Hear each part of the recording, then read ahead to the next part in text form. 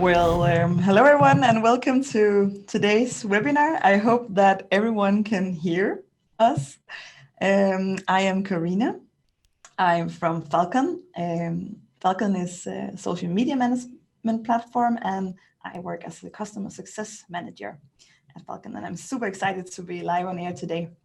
And I actually have the pleasure of co-hosting today with Mikkel from SOUNDBOKS. And Mikkel, would you care to introduce yourself? Yes, of course. Thanks, Carina. My name is Mikkel. I'm the communications team lead here at SOUNDBOKS, handling all of our social media efforts as well as communication strategy. And I'm very excited to be here today. Super. Thank you, Mikkel. Well, today we're going to look into, how social can drive your growth and community, and we are going to look into establishing and growing a brand online, and also we are going to learn from practice where Mikkel will share the case from SOUNDBOKS. So that's going to be really, really interesting. Just gonna share. So establishing and growing a brand online, it goes beyond generating marketing messages to a selected audience, because a business and a brand today really needs to make real connections with its audience to stand out line. Advertising alone doesn't really bring you any closer to the growth that you maybe been craving for months or even more, because today's digital space, it really requires a well thought out strategy, and that's where the brand community can really strengthen and expand the reach of your brand online. So consequently, sending these like online or one directional messages doesn't really cut it. Businesses, they really need to shift their focus to developing real connections with their audience, relationships that is authentic and with trust and with genuineness. So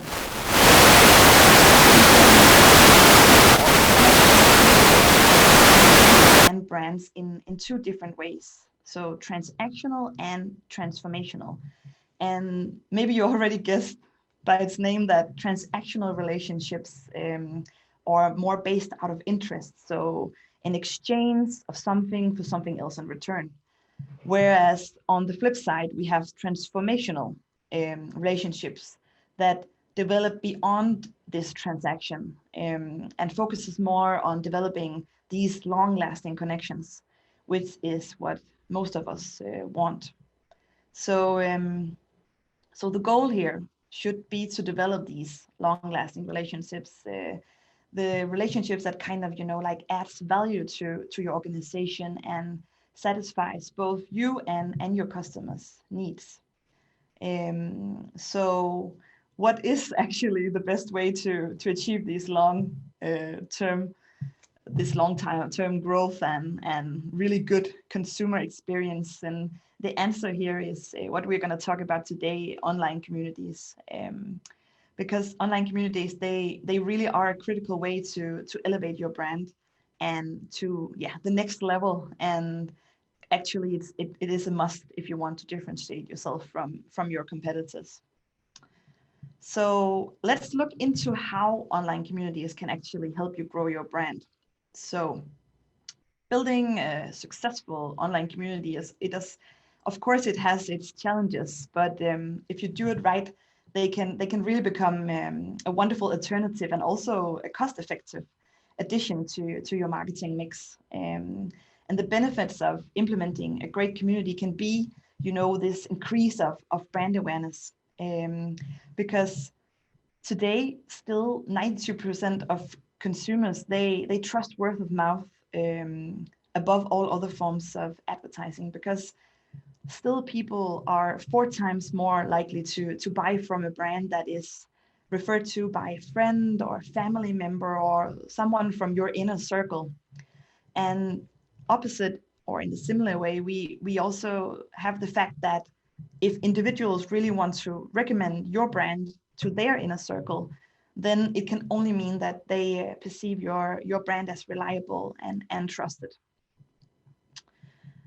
online communities, they can also really help you with feedback and idea sourcing. So if they are used right and listened to, your community can really be a really, really great source of development and ideas for your business. And that is by using all the feedback that your community will give you, comments, questions, messages. They can be used to really improve your product or your services in a way that can make your brand stand out. All that feedback and yeah, you get from them, you can also use that to generate or actually create content on your social channels based on all the info that they give you. And as you also know, customers' needs, they change so fast nowadays. So here you actually have a platform where you can go in and get constant inspiration because you have this dialogue directly with your community. So you can say that online communities, they really help you stay on top of your game because you have this deeper understanding of your customers' need, and it's much more authentically than maybe what a traditional market research method would give you. Then there is also brand loyalty, because keeping current customers engaged is of course also critical, especially if we take into account that 80% of your company's revenue actually come from 20% of your customers. So whether you create, it could be events, it could be customer meetings, or in this case, online communities, the key is to really keep your audience engaged. And for that to happen, it's really necessary to listen carefully to the expectations and their wishes, and also be responsive, and ultimately, of course, provide a value for your members. And next, we shouldn't forget about the whole peer-to-peer learning, because for many organizations, online communities has actually become quite a critical part of their digital strategy, because what the communities do, they actually help inspire conversations, and they are part of developing trust and create this meaningful engagement with your primary and secondary stakeholders. And as a result, you're facilitating these conversations, and you are providing your members with a platform to interact with, and also share knowledge with other people with the same interest. So you provide that forum. So okay, we are maybe gathering people in an online forum, but that alone doesn't really just do the trick. So if you are a community manager, it's your role to interact with the members, and so they feel included, and so they feel engaged, and it's also motivated to partake in these conversations. So I gathered a few tips on how to actually activate your members and also ensure that they really feel welcome. So first thing is to, of course, encourage your group to share the experience with the rest of the group. That could be, for example, asking for feedback. It could be doing polls and posting quizzes. All could work quite well to kind of like activate people and get them to give something and be active. And then also recognize your followers. They use their precious time maybe to go in and maybe comment or post something, share something. Recognize that, because as you all know, we only have limited time. So we really are appreciative of that spent in our community. And also, of course, be consistent with content and posting schedules, and challenge the community. And also, of course, set the tone and lead by an example. So it becomes a good environment. So let's look a little bit into building these communities. As the architect of an online community, you can clearly benefit from laying out a long-term plan that ensures that, you know, all this invested effort is fruitful in the end. And that, for that reason, it is of course critical to consider, you know, how do you want to position your community already from day one. So of course there should always be room for flexibility and adaptation, but the overall direction should be clear from day one. Next thing that you would look into then is, you know, setting the focal topic, because will your community revolve around, you know, digital advertising, or would it be about biking trips? Whatever the goal is with your community, it should definitely evolve, you know, around a central topic or like a common identifier. Because this will along the way dictate the conversation that you drive, and will be like this unifying piece that is between you and your followers. Then I will also really recommend to look into some sort of competitor analysis, because maybe you now decided on this really great topic and you're ready to get it out there, and but before you jump into the deep end, you could say that really, of course, make sure that you're filling a gap here. And for that, you know, the key is research, because maybe look into what are other competitors doing. Are there other spaces or communities that are maybe occupying this area that you've been thinking of already? So, because you will, of course, then be fighting for the same audience. So it would be fantastic if there is like a gap that you could cover and take ownership of, and that can maybe differentiate you a little bit from your nearest competitors. Then there is also the channel strategy, because as you probably know, there is no size fits all. So it's really important that you select, you know, the network that fits best with you and also your target group, because you can't be everywhere. Instead, focus on wherever it makes sense for you and your followers to be, and then have like a primary channel where you really go all in. Of course, always keep, you know, the secondary channels on your radar, because as we see and have seen during the years, our audience move. You know, it can be a new network taking over, it can be just our audience growing older and moving to another network, or we get a new audience that's maybe younger. So that's definitely something to keep in mind. Then it's also important to define a content strategy, because the key to successful activation and also growth of your community, it of course also relies on the content that you share, and therefore it's of course really critical that it's relevant for your audience, because why should they go in and be part of your community? So it's really important that you make sure that you really understand your audience well before you really go into this direction.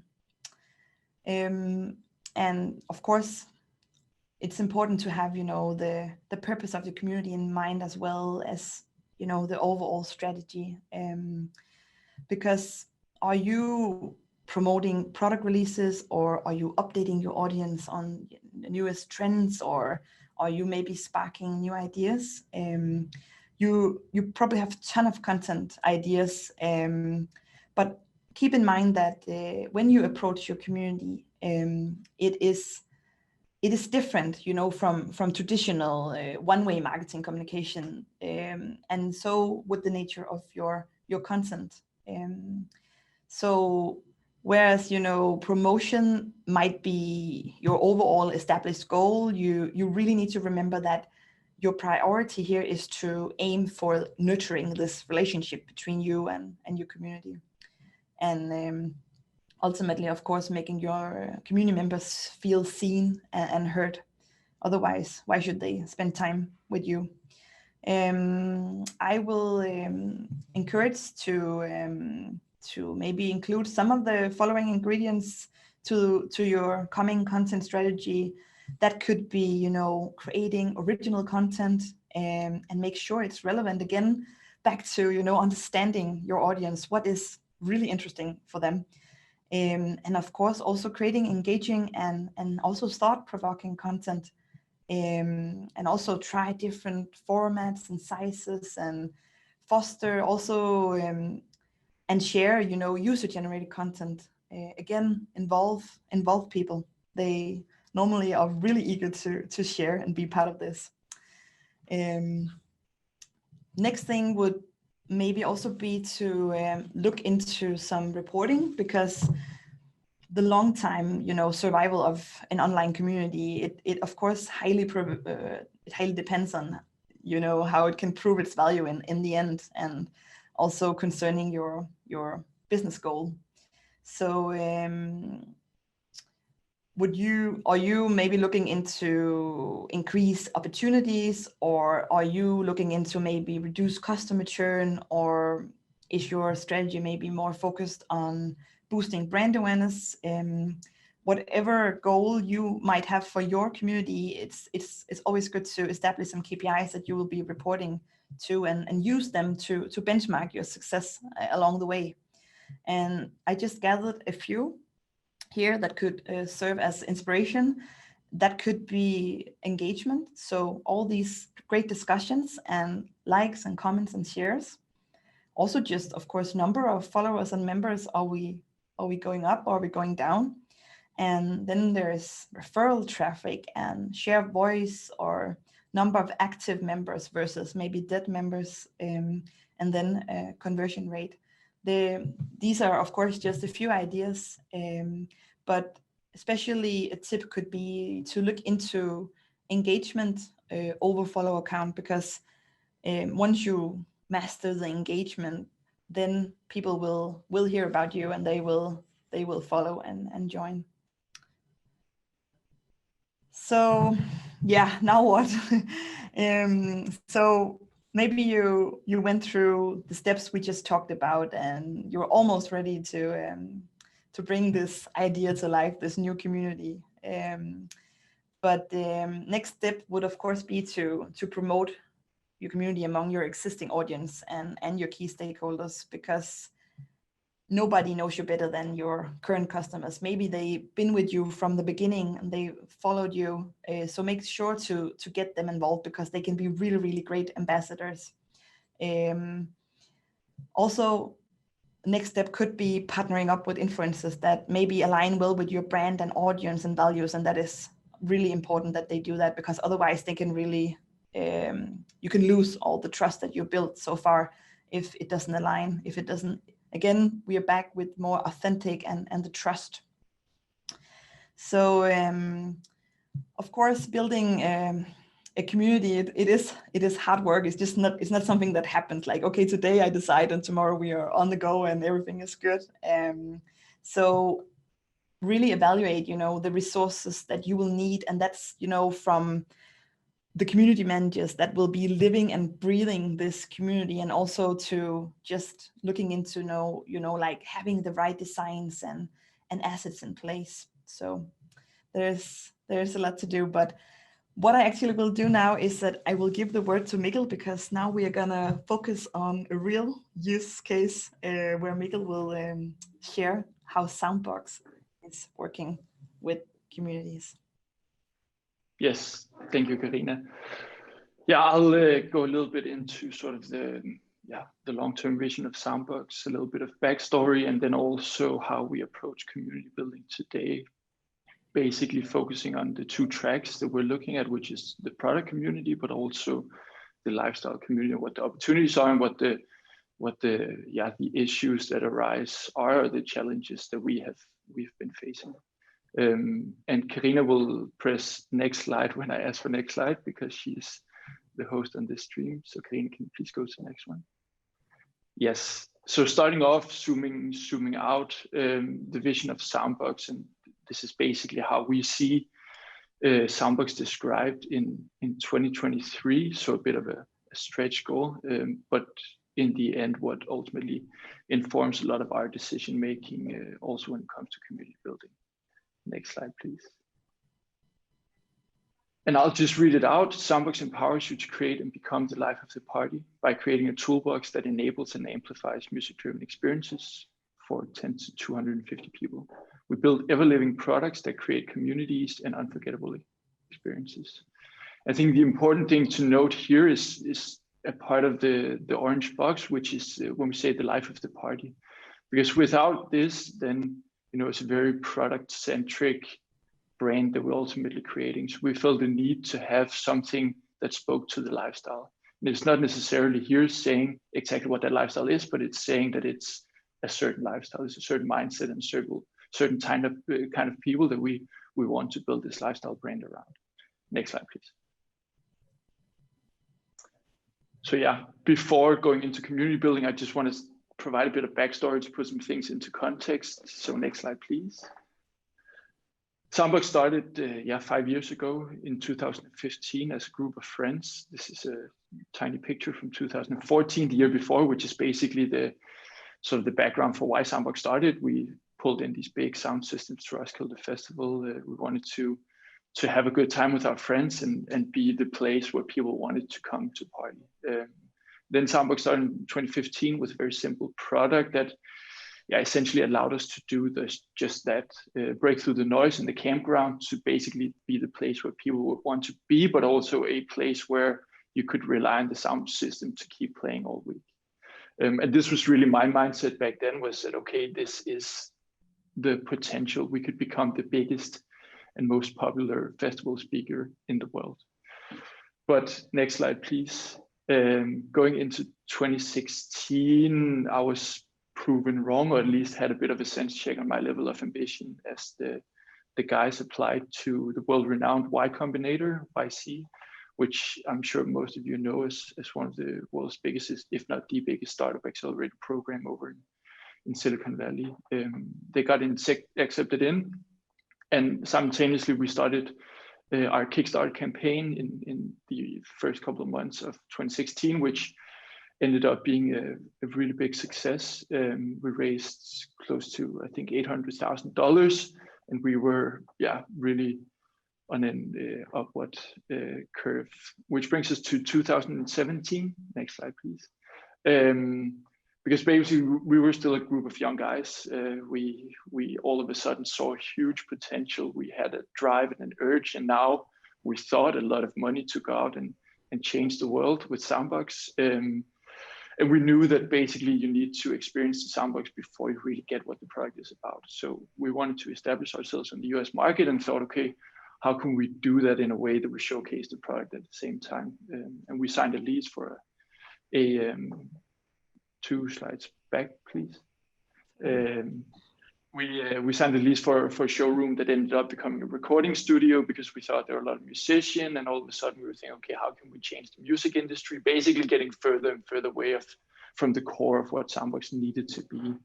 So we're a bit premature in our American dream, which takes it to 2018 and 2019, which is where we started to go back to being a startup and focused a lot on growth. Increased budgets, doing things well, hiring on senior people, more experienced people that could help fuel this growth.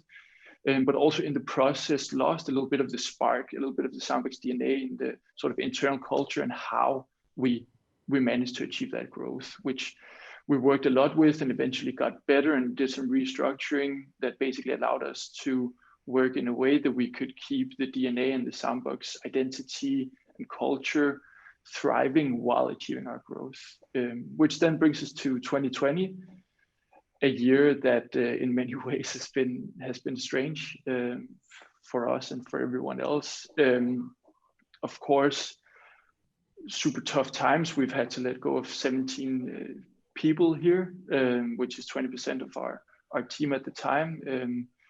And we've seen Roskilde Festival being canceled, concerts being canceled, all these things. But looking at it business-wise and maybe a little bit more cynically, it's also been a period where we've all of a sudden been served our value proposition on a silver platter, and all of a sudden found ourselves in a moment of really big opportunity. And then, of course, with a lot of SOUNDBOKSes out there and a lot of smaller events, we've also seen the backside of the success, which is especially the noise campaign here in Copenhagen and the rest of Denmark that we've had to learn to navigate.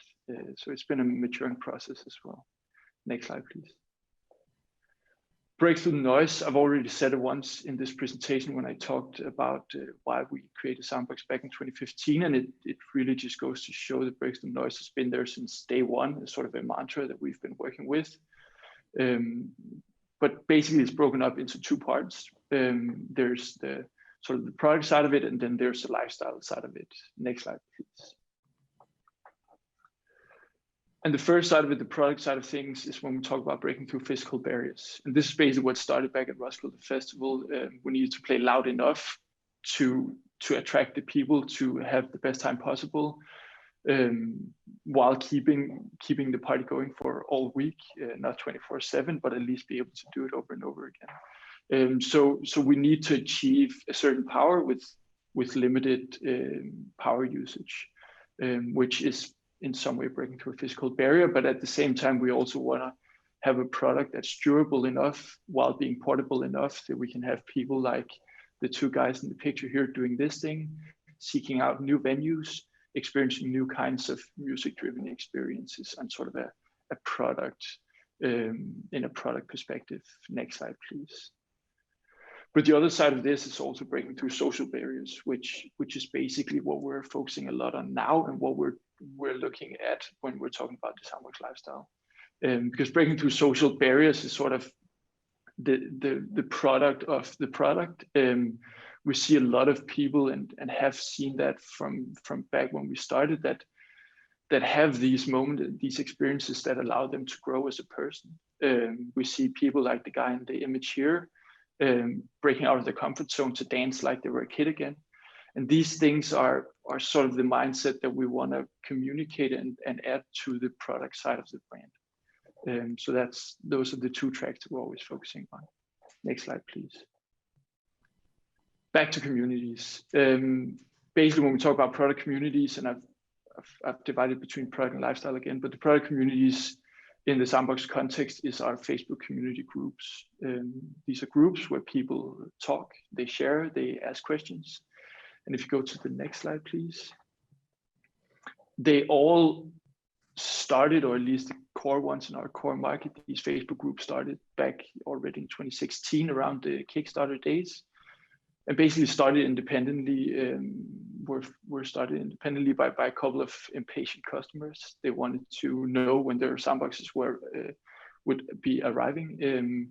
They wanted to hear if someone else received their SOUNDBOKS, and it was also very understandably a platform for people to really voice their frustration when their SOUNDBOKSes continued being delayed.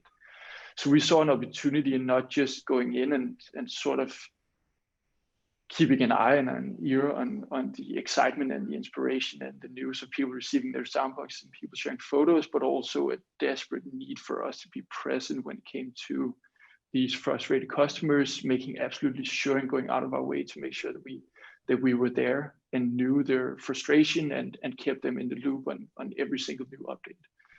And if you go to the next slide, please. It's how we've approached the communities since then. We've had dedicated teams for a few years, 3 years now, that every single day monitor the conversation in the community groups. And this is a lot of what Carina mentioned as well, but we go in and we sort of, we approach these two tracks, the happy people and the frustrated people, with the same sort of dedication and attention. The happy people, we go out and for example, last year we did our bucket list challenges, a week by week challenge over 10 weeks, where we tried to prompt the people that love their SOUNDBOKSes to go out and have these, to some extent, social barrier breaking or physical barrier breaking experiences and sharing that with us. But of course, we're still very, very closely monitoring every single frustrated person because we are a hardware startup. There's always things to take care of. Next slide, please. And to break it down a little bit in sort of the same framework that Carina looked at, the product communities is a give and take relationship, or at least that's how we see it. And from us, what we can offer people to incentivize them to go in and join these communities is first of all exclusivity. We can offer early access to products. We can offer exclusive merch. We can offer, for instance, in the bucket list challenges, stickers that only they can get by being a part of these challenges. But it's also a place where we can allow people the opportunity to have a pretty significant impact on the SOUNDBOKS brand. We continuously have surveys out. We set up interviews with individual community members in the different markets to basically just allow them a voice or a seat at the table when it comes to decision making for the future. And then, as I mentioned, the challenges and the contests is just a really impactful and efficient tool when it comes to keeping a certain level of engagement and excitement around your product and your brand. But then in return, what we see that we're getting from the community members and have been getting basically from day one is, first of all, a lot of insight. Monitoring these conversations, we get to know much more about the best features or the worst features of the product. We get a lot of direct feedback or indirect feedback from people. People have different opinions on what the best thing about SOUNDBOKS is or what the worst thing about SOUNDBOKS is, and these conversations are super. It's a really good resource for us to go in and adapt our strategy and react to this. Then we also get, as you see in these images, a lot of inspiration on new ways of using your SOUNDBOKS, cool ways of using your SOUNDBOKS, and this is really something that just creates a really nice atmosphere internally as well, that we see the SOUNDBOKS all over the world being used to its full potential. And then a pretty significant thing for us is also the new use cases of the SOUNDBOKS, but beyond that, new uses like new accessories and potential products that we can add into our pipeline to expand the SOUNDBOKS product portfolio in the future. Next slide, please. Now, this is a model that one of our investors drew on a napkin at some point when we started talking about community strategy years ago. It's fairly simple. I'm sure he didn't come up with this, but basically his point was that, okay, if we see it over time as us doing our community building work in a way that we sort of hand over and enable our community to step in and do more and more of that work, then eventually we can, in theory, take a back seat and really just see our community evolving into this beautiful thing, which to me has been a really, really big guiding figure for what we have done and how we've approached community building. But there are some things that come to mind now. Next slide, please. Because what this model is doing for us, if we're successful, which I think to some degree we have been in really going in and facilitating these product communities, then we're basically having our community showing how to break through physical barriers to a very large extent. And that's what we're seeing now. We're seeing a lot of product marketing being done by our community, allowing us to focus on different things. Which brings me to the next point. Next slide, please. Which is what these product communities aren't doing for us. Because this model and with the kinds of people, the segments, the demographic that we're seeing in these product communities, we just know that the people in there are the people that started joining the community from day one, which are the first movers on tech. It's the teenage guys in Denmark who want to show off their new customization. And that means that if we sort of hand over the reins to our community entirely, solely in the product communities, then we're not delivering enough on breaking through social barriers, because then it becomes physical barriers only, and then we're only delivering on the product side of our vision statement. So we basically need to start expanding our community building approach to basically add meaning to when we say life of the party. Next slide, please. And this is where our lifestyle communities come in. And essentially the lifestyle communities is where we find the people that fully embody being the lives of the party and engage them and bring them on board and kind of start building a new lifestyle audience online and offline. Next slide, please. And we have a lot of ideas for how this can look. We have a lot of things in the pipeline, but a new super exciting thing that will be rolling out in the coming weeks and months is what we call SoundClub.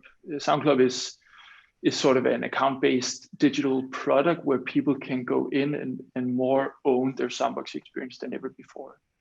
But at the same time, it's also what, with the firmware between our hardware and our software now, what will allow us to expand the SOUNDBOKS product into more than just a hardware product. We can offer new resources, we can offer more customization, more personalization, and we can expand the value proposition of the SOUNDBOKS to something beyond the product and something that taps a bit more into the lifestyle that we want to nudge these people into taking part in. Next slide, please. But yeah, before all of that, of course, we need to be pretty strategic about building these lifestyle communities. And short term, and a lot of the things we're already working on is first of all defining these brand builders, we call them. And this is basically defining what we mean when we say the life of the party. What is the mindset? What are the characteristics of these people that will allow us to go out and find them out in the real world? Then once we have that, we can go into scouting in our product communities because there are some examples of people that have shown us that they're breaking through social barriers. There are people that have invited their neighbor for a party. There are people that lead communities in new kinds of activities that get people out of their comfort zone, gets people engaged in their community so they don't sit at home feeling lonely. So there's a lot of potential there. But then beyond that, we work with what we call SOUNDBOKS hosts. And SOUNDBOKS host is basically the very peak of the, let's say, on-brand pyramid, and the people who have active communities that they're leading in certain subsegments or subcultures. This is within music, it's within sports, it's within events, it's within social impact work. And this is where we're finding a lot of the inspiration for how to build this moving forward. These are the people that do the work and who live this lifestyle. It's not necessarily me, it's not necessarily everyone on this team, but it's these dedicated people with active communities that want to build the lifestyle brand around. And how we do that is that we engage with them for basically with a promise of sort of a long-term relationship, as Carina talked about as well. We go in and we enable and facilitate a lot of their offline experiences, which is really where we can go in and fully tie the SOUNDBOKS product into what we're doing there. We can do a lot that doesn't have anything to do with the product, but that's not what we want to do because we're still early stage. We need to find a sweet spot between the two. And then long term, obviously, our brand identity is one thing in one market and another thing in other markets. Some places we're established, some places we're more known for being the noisy machine that disturbs neighbors. So we have a long way to go in sort of defining our lifestyle brand. And one super key element in that and building that out is partnering up with what we call lifestyle brands. An example can be Mikkel, the Danish beer brand. They have a really distinct brand identity that's known in large parts of the world. But with their strategy, they want to go more into experiential marketing, and that's where we can add tremendous value to them and allow them to. Whereas on the other side of things, they can give us a lot of brand trust and brand identity and brand equity that will help us get to where we need to go. So these brand partnerships is really what's going to put us on the map, but also increase our awareness globally. And then a big focus with a lot of this offline work is, of course, to bring that offline or online, sorry. And we can do that with our blog. We can do that on social media. We want to basically take these somewhat unscalable, smaller events. It's not Roskilde Festival with 100,000 people. It's more 100 people. And right now, very few people, and in many parts of the world, not even possible. But we want to take that unscalable approach and make it scalable by translating it online. So basically what we end up doing is we have hosts all over the world doing events that we capture content from, that we present on our channels to then attract and build up this lifestyle audience. So the people that know these hosts and these communities, we at scale funnel them into our online universe and basically start building and delivering on our our vision statement of creating and empowering the life of the party. Next slide, please. Let's see how it goes. Let's see what happens. It's work in progress, but we're very excited about it. Thank you very much. Cool. Thank you very much, Mikkel. It's really interesting to get a little bit more like real use case perspective also, because one thing is theory and all the thoughts we might have, but what is maybe working in real life. I can see that we actually also have a few questions and we still have some time left. So I'm just gonna look over and see what we have here. So there is one here asking, you know, how do you prevent negative feedback in user groups from spiraling and putting potential customers off your product? Have you had any experience with that, Mikkel? Yes, definitely. Especially in the beginning. I mean, we saw it from day one, and I think it also helped us shape how we approach our community building. And I mean, to some extent, it's just a matter of being present and being honest. We learned very early on to not overpromise and underdeliver. So we've definitely sort of always tried to set the expectation of what the SOUNDBOKS is and what it can do at sort of a reasonable level. We fully trust our product. We know what it can do. So we also don't want to go in and overpromise because we don't feel like we have to. Now that being said, you still experience people being frustrated. We, have had our fair share of issues in the past.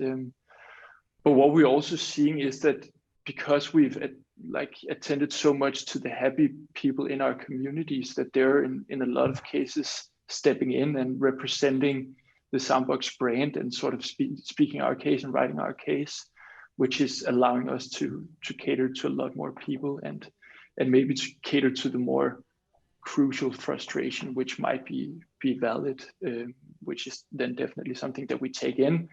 And then I think it's just, I mean, we try to be as honest as possible. If something is reasonable, if someone is angry, but for a valid reason, then we take it in and we react to it. So I think keeping your eye on it and paying attention and being honest is really all you can do. Yeah, makes sense. Another question is, what is your best advice? Like, do you have any do's and don'ts in terms of community building? Maybe you have some examples, Mikkel, of something that went really well or something that went maybe not so well that maybe you changed. Yeah, I think it's really tricky to like have some sort of blueprint. I think, as you also said, Carina, it really comes down to the topic. But again, I mean, for us, it's kind of it's not going to just randomly appear out of nowhere. We saw that in the very beginning during the Kickstarter. But I would say the biggest do is just to engage. It's being there, paying attention, being honest. Also keep it kind of lighthearted. I mean, people want to have fun and they want to get to know your brand. We have our SOUNDBOKS community team members by name. We've had people, joining the team and people leaving the team again. And we're actually to the point where people, at some point, I'm this person, or can this person step in and people really cherish that personal element of it. And I think that's just important to keep in mind and probably the absolutely most essential thing. And then in terms of what not to do, I mean, I think one thing that we're seeing now is to, and it's kind of in between a do and a don't do. But basically we're seeing people that don't align with our brand values and what we're trying to build towards being sort of outspoken in our community, whether it be on social political topics or anything like that. We haven't in the past spoken out on these things, and we now desperately need to start doing that. So I would say don't shy away from having an opinion is maybe the other side of it, because that's also where people really see the impact of your brand in sort of a cultural segment and will ultimately alienate the people that you don't want associated with your brand. And there are a lot of great examples of this with Nike and Kaepernick and all these things, and we're definitely not there. But I think having that on the agenda is super key. Yeah. I think maybe we have room for one more questions. We are nearly out of time, but there is also a question around, kickstarting a community, maybe around a new social platform. When you started, Mikkel, have you moved from one platform to another, or are you still where you started, or how has your experience been within, the whole kickstarting this from scratch? Yeah, and I think kickstarting it is a good pun because it came out of our Kickstarter and was the Facebook community groups from day one. Yeah. And that's been the platform ever since then. Of course, we have a social media challenge, but it's not in the same way a community kind of management task.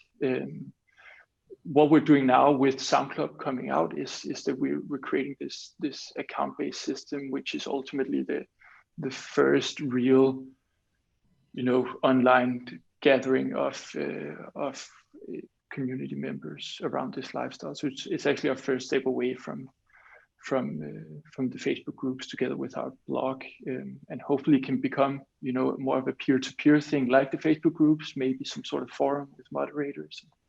There are a lot of ways that it can evolve, but up until now, it's actually been mainly Facebook groups, and then obviously what we're doing out in the real world. Yeah. Cool. We run out of time, unfortunately, and I can see there's still a few questions left, but feel free to reach out to me or Mikkel directly if there is anything that you would like to talk to us about. We are happy to take a dialogue after this or later. So thank you for your time today, and enjoy the rest of the events later. Bye.